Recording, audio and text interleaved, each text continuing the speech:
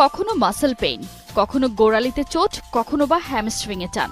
লিওর ক্যারিয়ারে ইনজুরির উৎপাতটা শুরু হয়েছিল গেল বছর থেকেই।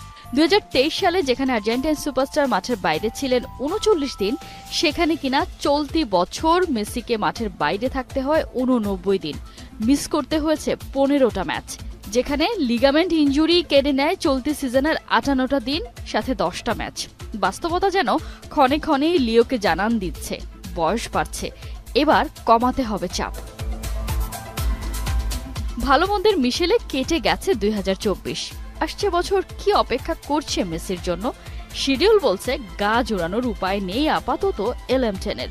নতুন বছরে দেশ আর ক্লাবের হয়ে মেসিকে খেলতে হবে কমপক্ষে 50 ম্যাচ, আর সেই সংখ্যাটা ঠেকতে পারে 60-এ গিয়ে। প্রিসিজন ম্যাচ দিয়ে মাঠে নামছেন লিওনেল মেসি আর তার ইন্টার মায়ামি। 18 জানুয়ারি ক্লাব আমেরিকার বিপক্ষে খেলবে প্রথম ম্যাচ। প্রিসিজনে আপাতত 2 ম্যাচের ফিকচার দেওয়া হলেও বাড়তে পারে ম্যাচ সংখ্যা।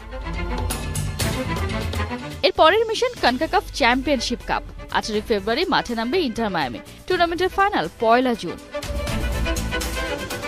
ফেব্রুয়ারির 22 তারিখ শুরু মেসিদের আসল action.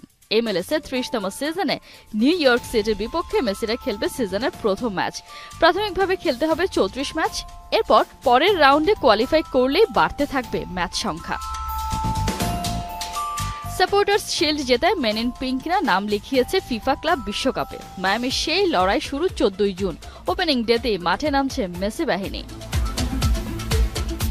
Last but not the least, জাতীয় দলের জার্সিতে মেসিকে দেখা যাবে 20 মার্চ। বিশ্বকাপ বাছাইয়ের ম্যাচে আলবিসেলেস্তেদের প্রতিপক্ষ উরুগুয়ে। 5 দিন বাদে তার পরের ম্যাচেই মেসিদের সামনে নেইমারের ব্রাজিল। 2025 সালের শেষ ম্যাচ আর্জেন্টিনা খেলবে ইকুয়েডরের বিপক্ষে। এইসব হিসেব নিকেশ এখনো পর্যন্ত পাওয়া সূচি অনুযায়ী টুর্নামেন্ট যত লম্বা হবে স্বাভাবিকভাবেই বেড়ে যাবে ম্যাচ সংখ্যা।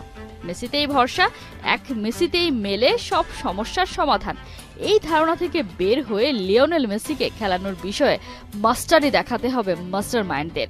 এমএল10কে ব্যবহারে সতর্ক না হলেই মহাবিপদ। সোনার ডিমপাড়া হাঁসের গল্পটা নিশ্চয়ই জানে সবাই।